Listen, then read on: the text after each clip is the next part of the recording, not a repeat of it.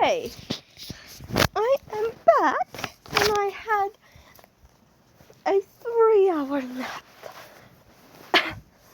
And I went in the snow. Part 2 of the yes. But you seem fine. Continue.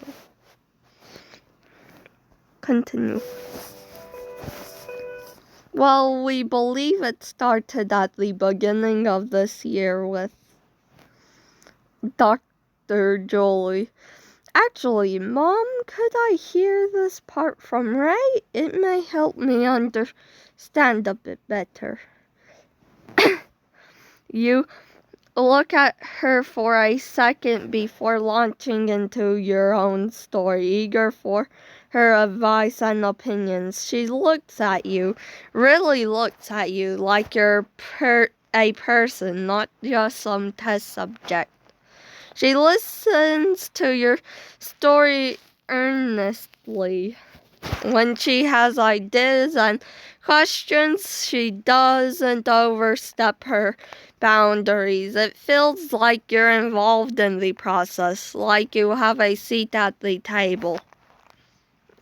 Okay, I don't want us to get ahead of ourselves, but I have an idea. I have your blood tests from Dr. Jones, and they show high levels of a hormone called cortisol. Do you know what that is?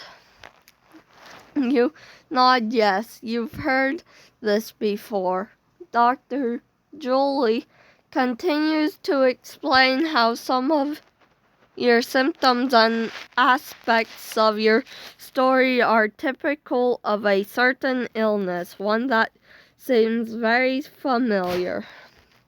These symptoms line up perfectly with what we call Cushing's syndrome.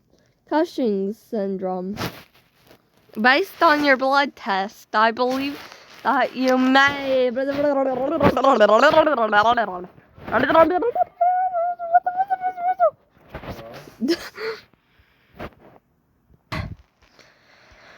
Based on your blood test, I believe that you may have an adrenal tumor on the pituitary gland that is affecting your hormones.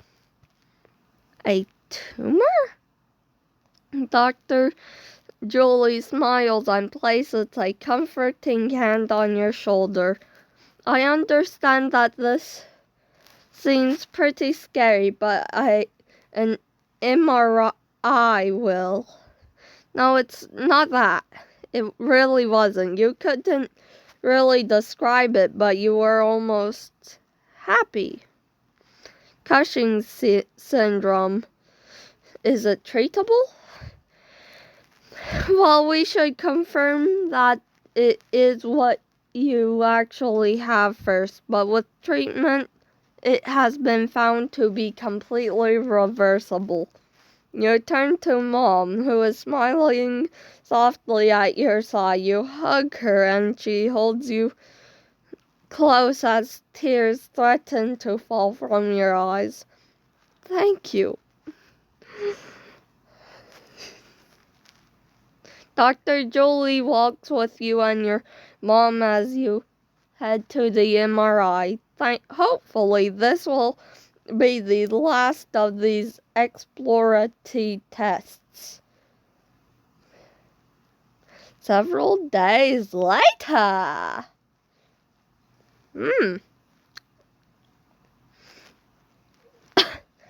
The sun is going down as you open your eyes for the first time today. It's almost peaceful outside your window as you lie in bed. There's a soft knock on your door and Mom opens it slowly. Sweetie? You sit up out of bed. Her voice is too soft. She strokes your head and hair and sighs. Dr. Jolie's office just called with some news about the MRI. Oh, I know we both really wanted Dr. Jolie to be right.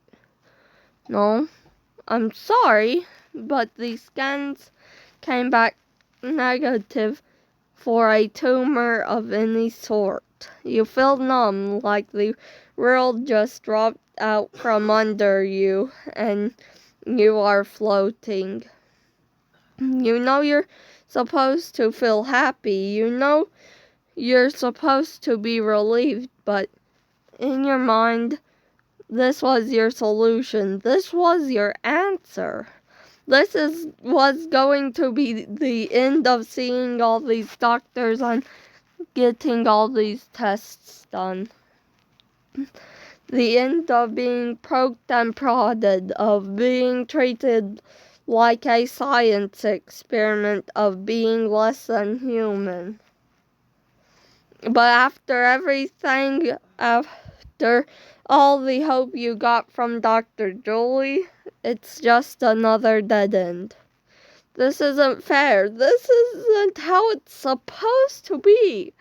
I'm a teenager. I should be enjoying life, going to school, and getting in trouble for coming home late. That's what everyone else gets to do. That's what they do on TV. Why can't this just end? Mom leans in to comfort you, but you don't respond. Instead, you stare straight ahead, tears streaming down your face. She gives you some space. Sweetheart, just don't, okay? I hate this. I hate all of this. I just want to go to school and see my friends. I just want to be a normal kid. I just want all of this to be over. Mom reaches out in comfort. Please, I want to be alone. She nods in understanding and rises, but before she leaves, she turns back. We're going to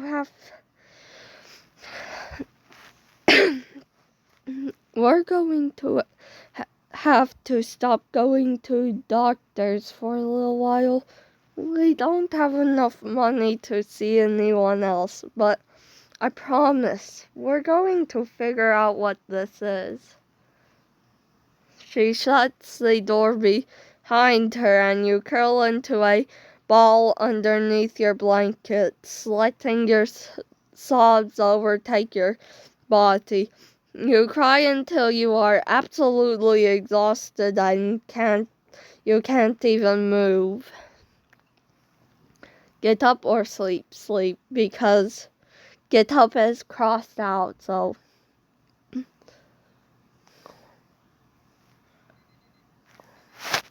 Oh, the beeping. The beeping came back. You wake up in your bedroom. It's just another Monday. What do? Go back to sleep or get up? Let's try getting up. That's not possible.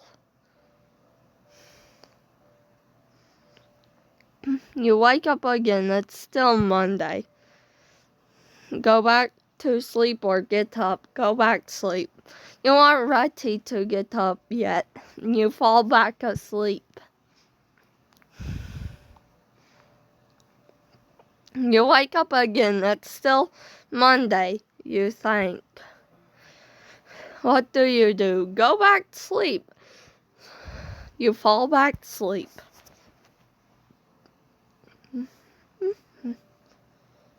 Ray, get up. We are not going to be late today. You grumble as you get out of bed and change into some clothes. Mom hauls you into the car to take you to school.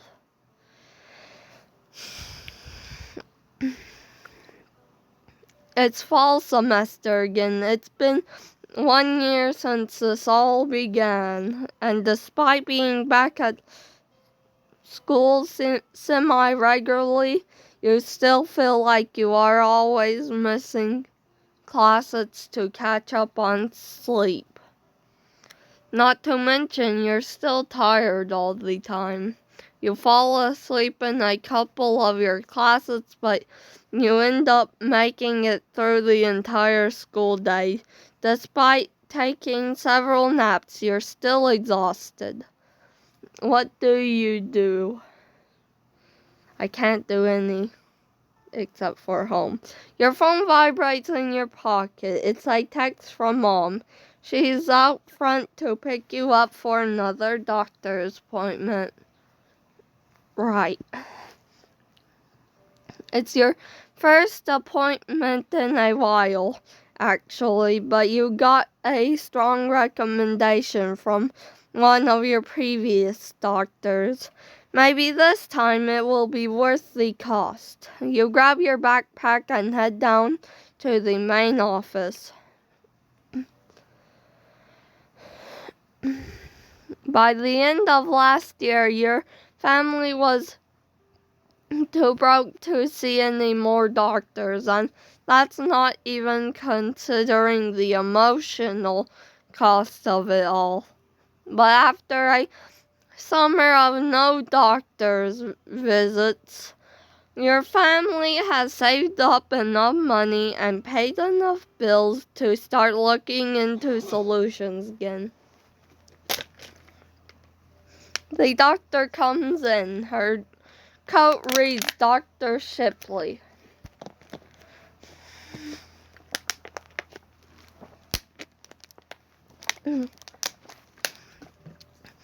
Funny, that sounds like a sci-fi captain's name.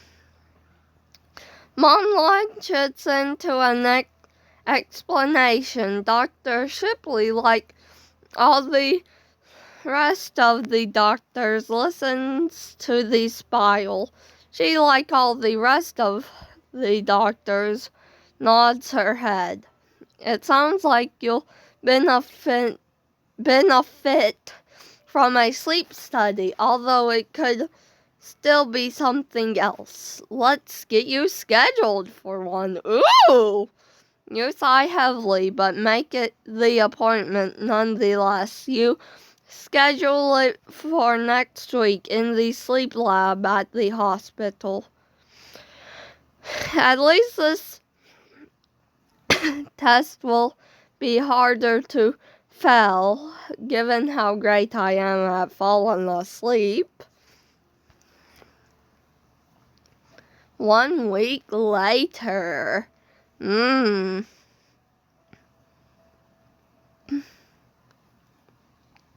drags you to the sleep center for your sleep study.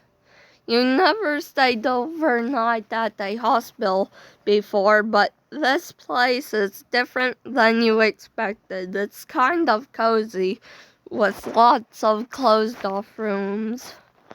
After getting checked in, you're shown to your room. The sleep tech attaches what seem to be electrodes to your head, chest, and legs. He also puts 2 elastic bands around your chest to monitor your breathing. Mom looks down at you. You look like a robot. You snicker. She kisses you on the head. I'll be back in the morning. Sleep tight.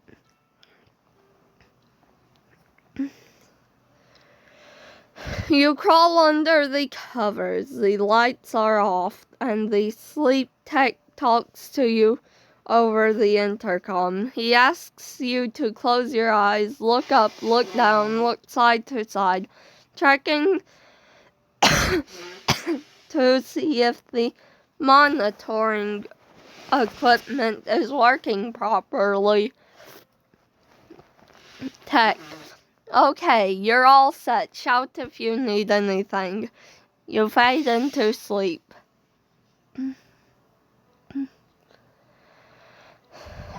Despite having numerous cords attached to you, you slept fine. Once you wake up, the sleep tech helps take some of the electrodes off, but not all of them. What? Are you okay? Are you okay? What? What? Nothing, Mom. I Who? just scared there with the shit out of Mom. Don't do that again. Are you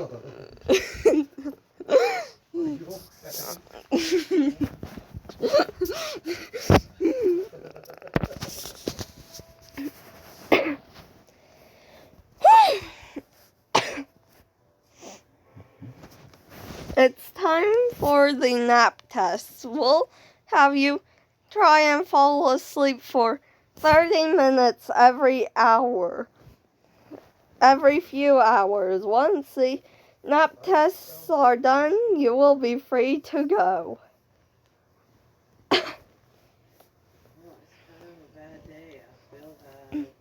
You do the first 2 nap tests, then fall asleep easily. Seems like you're passing. I could hear your stomach growling from the other room. How about I order some food from the hospital's cafeteria? You nod. That sounds pretty good.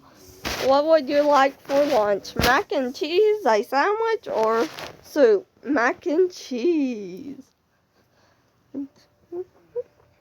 Your food arrives at the lab and you take a break to chow down. Not the finest meal I've ever had. I wish Mom had packed me something.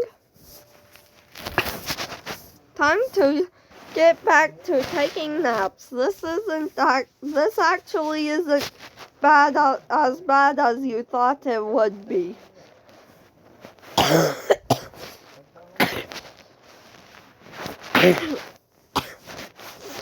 You finish up the rest of the nap tests. Finally, it's time to go home. The sleep tech takes the rest of the electrodes off your head and releases you from the elastic bands. Mom has been waiting out for you outside. She gives you a hug. How did it go? How'd it go? Did you sleep okay? Tell her about the food, tell her about the nap tests, or say nothing. Nap tests. I got to sleep most of the day.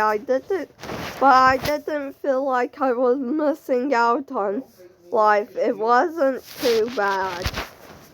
I'm glad. It reminded me when you used to sleep over with Sadie in middle school, although I'm not sure much sleeping got done there. You smile a bit. Those were fun times.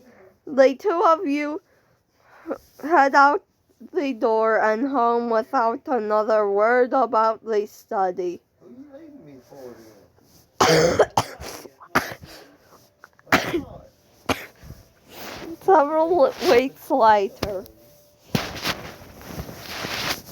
you finally get a letter in the mail and a phone call from the sleep doctor.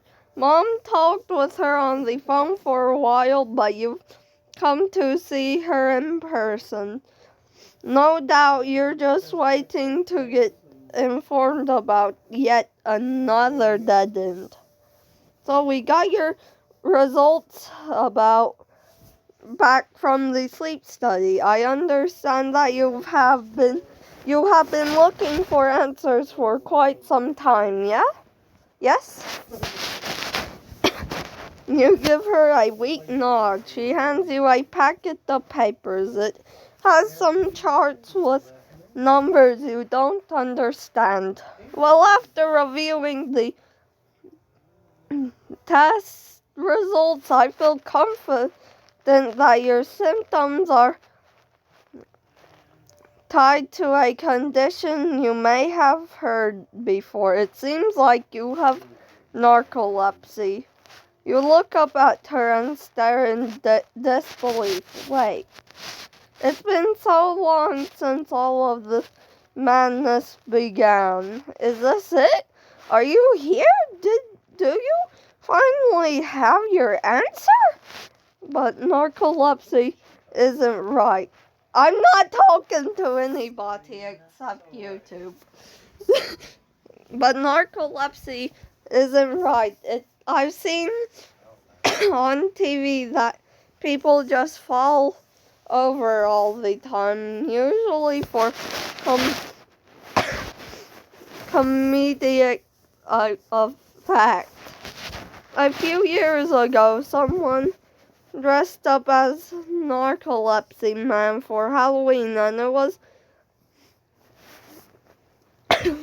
pretty funny to see him just kneel over and snore. That's not what I have. Narcolepsy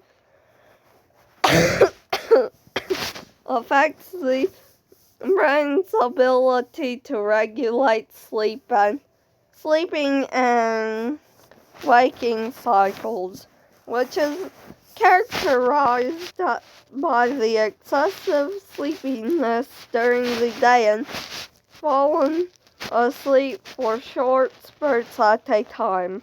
Sleep doesn't really do the job that it should be doing, so you wake up less rested than you should. You know, what she is saying is actually making a lot of sense. Also, your story lines up with many that we get here at the sleep center. Most patients present symptoms between the ages of 10 and 20 and often visit many physicians before receiving a diagnosis, if they ever do at all. With proper resource management, and follow-ups, it is absolutely possible to live a full life with this condition. Tears come to your eyes and you feel lighter almost. This thing you've been living with, the silent monster, it finally has a name. Instead of shrugging when people ask you what's wrong, you finally have a real answer. Mom gives you a hug. She's crying too. You thank the doctor and schedule another appointment for a more in-depth session later on.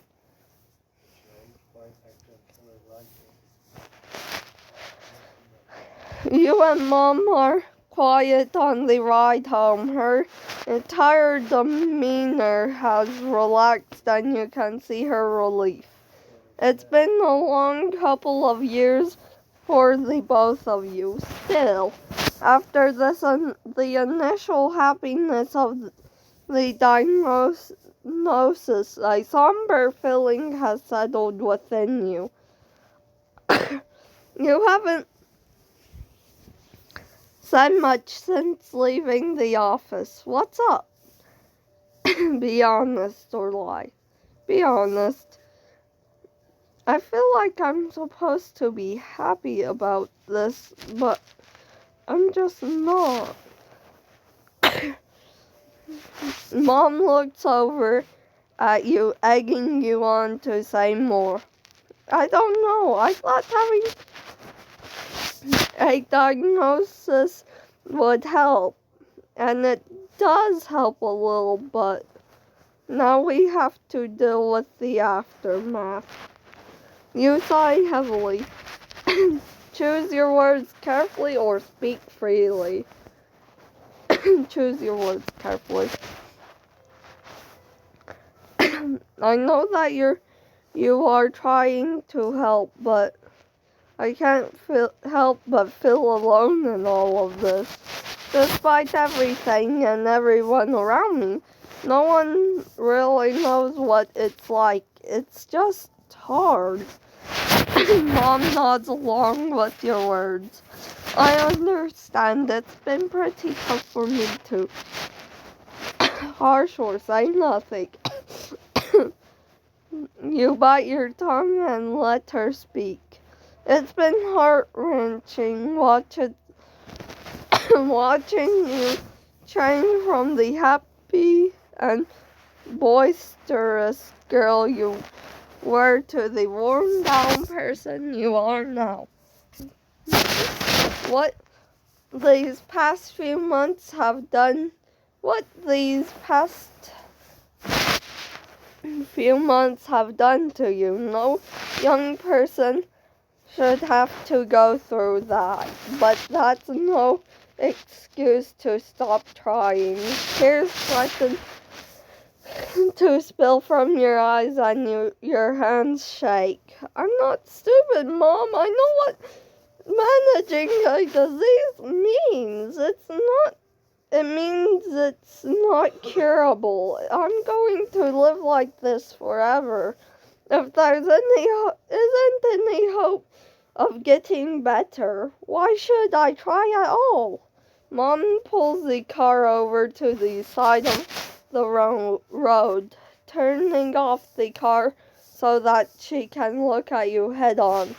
Ray Kim, what problems do you see in the world? What? Come on, it's not that hard of a question, is it? Name a problem you can see. Kind of a vague question, but you ponder it nonetheless. There's inequality, of course, and wars overseas, but also the corner store stopped stocking strawberry milk over the summer, which was a real bummer.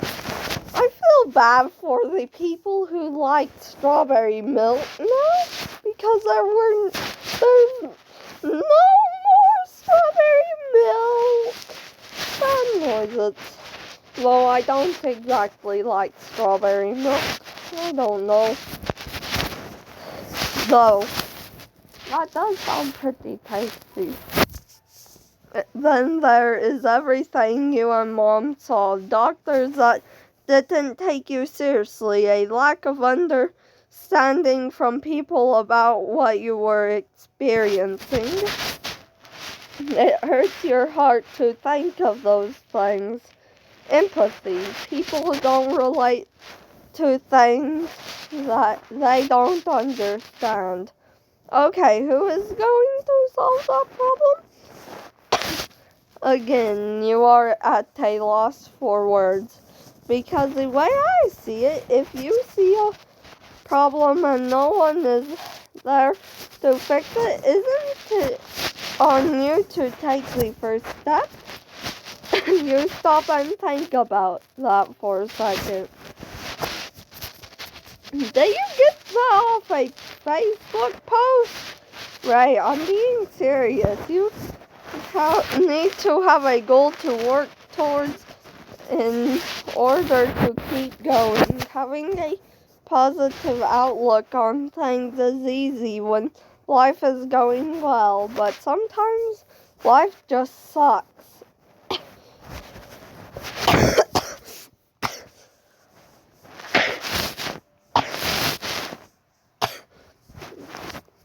When situations are out of your control, you can either wallow in your own thoughts or you can control what you can, your outlook. But if you give up, there is no way for them to ever get any better. I don't want to lose my daughter to some condition she may have. I want you to find a way to be happy despite it.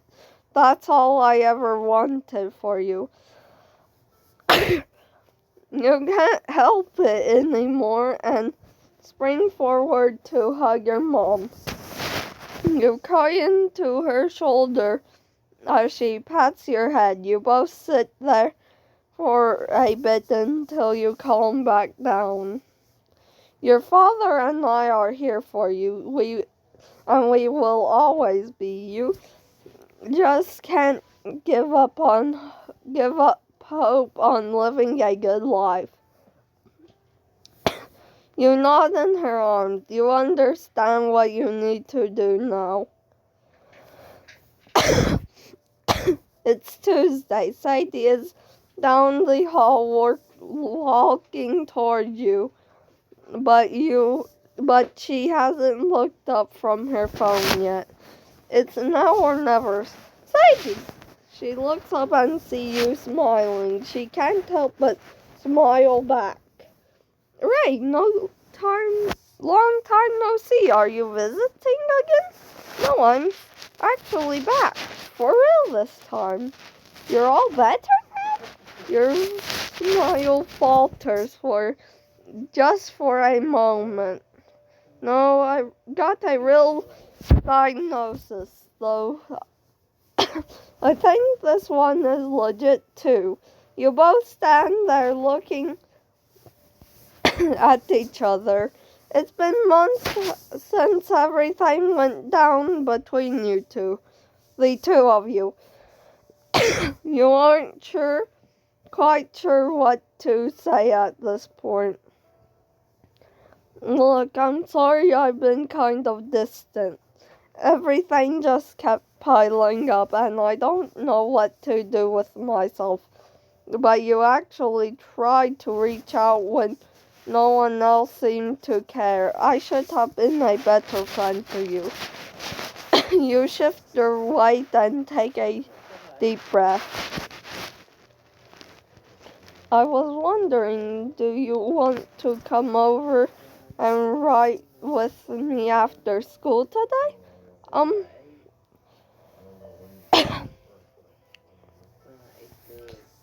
Sadie smiled, but there is something behind her eyes that upsets you. It's pretty obvious how much your fight hurt her. Maybe this wasn't such a good idea. Sure, I would love to come over. What are you working on these days? You laugh nervously, silently, breathing a sigh of relief. I actually haven't touched my story since last year, so there's that. Gosh, that seems like a lifetime ago. I mean, it was a long time ago. I've been writing a lot since you've been gone. The summer I finished the first draft of that novel that I've been working on. Sadie, that's amazing! Sadie's bright face shines back at you. Thanks. You know, I actually am in... Thanks. You know, I actually am in need of a proofreader. The numbers of the writing club are not the best help, but when it comes to sentence structure, but that's expected when your club is 90% freshmen. Whoa, wait, writing club? I would join that immediately. Yeah, I kind of started it last year after winter break. We only have a couple of members, but there's this one girl, Alyssa. I think you would really like her. You giggle at Sadie's shyness, but it's obvious she is really proud of the club. You never would have guessed that she would start one on her own. Then again, it has been a whole year since you really hung out together. Maybe you weren't the only one to change. Well, if you happen to be accepting new members, are you kidding? Of course you can join, but I have to warn you, it conflict with drama club. That's alright. I always did like watching theater more than doing it. The two of you laugh and chat all the way to her house. Turns out there is a lot to catch up on.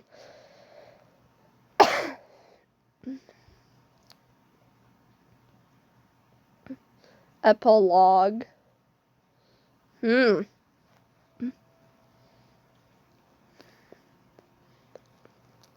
girls have a good time and stay safe. Remember, if anyone makes you uncomfortable, you have my permission to punch them in the face.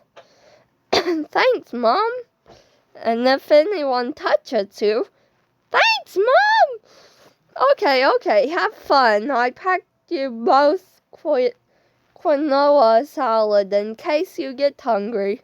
Really? You make quinoa salad again? It went over so well at the potluck. How could I not? I'll be back to pick you up at 4. You and Sadie wave goodbye to Mom as she drives off. It's been a few months since you and Sadie reconnected, and the two of you have settled into a comfortable relationship once again. It's a little different from before, but just as loving. Sadie was the one to bring up going to the anime convention that's held downtown every year. You never had the guts to go before, but after everything that's happened over for the past few years, you decided it was time to step out of your comfort zone. Can you get me Dr. Pepper? Yeah. Thank you. Alright, the Super Space Sailors voice actors have a panel at 2:15, but until then we can take a look at the show floor. Why? You haven't drunk a single water tonight. Yes, I have. When? AA Captain Itami, I'll set a course. Thank you, Miss Starling. You and Sadie set off. What? Dr. Pepper or water? Dr. Pepper and water. You and Sadie set off through the aisles of the show floor. Vendors crowd the exhibit wall and with all sorts of merchandise, plushies, clothes, art books, you name it. Plus, there are cosplayers everywhere. Whoa, what are all those people crowding around over there? I think that's the artist who draws dark and gritty takes on things that definitely don't need to be dark and gritty. Want heat in the living room, the heater in the hallway needs to be turned towards the living room. That seems interesting. Shit. It's okay. Don't open it for a little while. Okay, thank you. You're Sure, welcome. but you can only see so many teddy bear homicide detectives before it gets old. I'll take your word for that one, Sades. You and Sadie laugh, hoping he didn't hear you criticize his work. So how goes the new medication? It seems like it may be working, but it's too early to say that for sure. I'm just glad this one doesn't make me feel so jittery. Sadie nods along. You remember talking her ear off non-stop when you tried the last medication. It was supposed to keep you awake during the day, but instead it made your heart race and your whole body feel twitchy. Medication management has been its own journey as well. You lost count of the numbers of meds you tried. As of that yet, You have not found a perfect balance between treatments and side effects. I want to take a tour down Artist's Alley.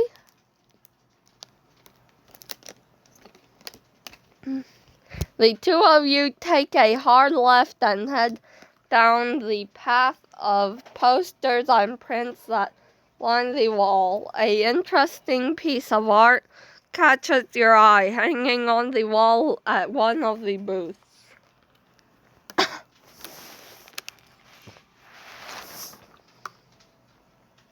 Hey Sadie, wait up for a second. You talk with the artist and she pulls a poster down off the walls. Down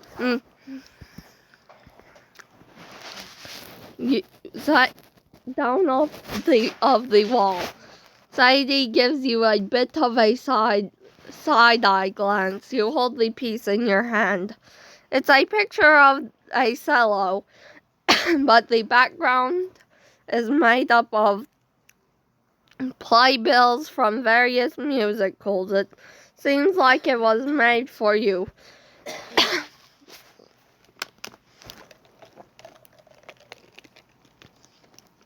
Wow, seems abstract, although the use of color is magnifique. You smile at her lame attempt to be bilingual. I don't know. I like it. Definitely worth the price tag. You hold the picture up to the light. This is going right up on your wall when you get home.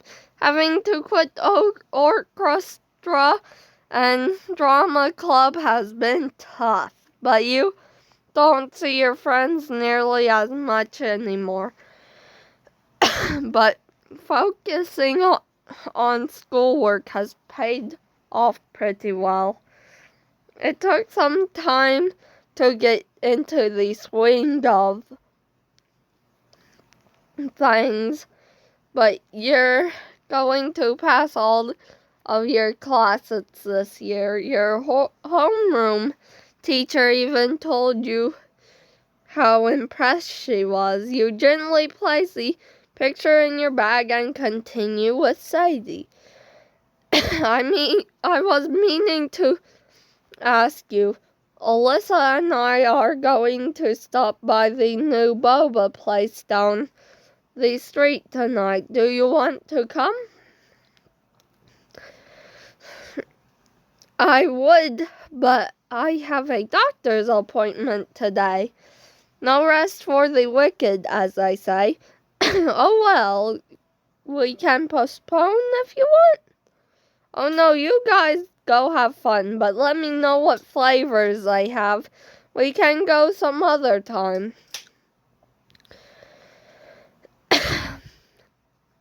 Sadie smiles at you and nods. Lately, you had to pick and choose when and where you spend your energy. It's just another part of your life that you've had to adjust to. Hey, let's take a picture right now. No time like the present. You pull out your phone and open the front-facing camera. You and Sadie squeeze together and put on your biggest smiles. Smile!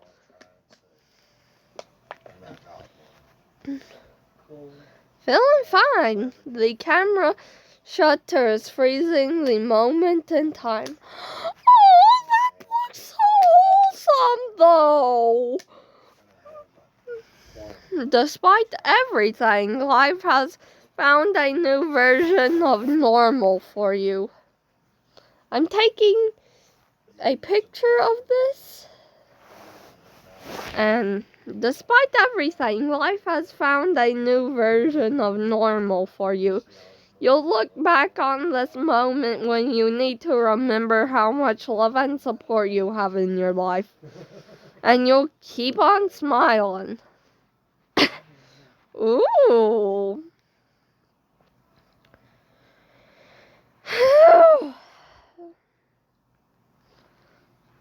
Yay! Finished. Alright, see ya. This was fun.